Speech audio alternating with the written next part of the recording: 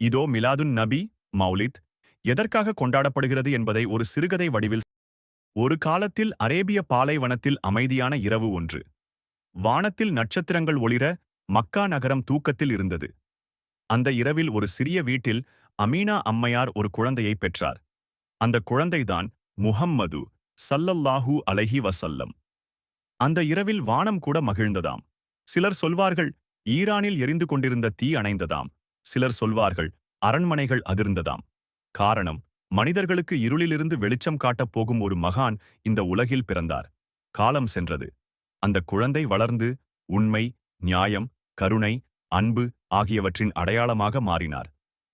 பொய் பேசாதே, ஏமாற்றாதே, அனைவரையும் நேசி, ஏழைகளுக்கு உதவி செய், அல்லாஹ்வை மட்டும் வணங்கு என்று மக்களுக்கு கற்றுத் தந்தார். மக்கள் இருளில் தவித்த காலத்தில் அவர் ஒரு விளக்காய் வந்தார்.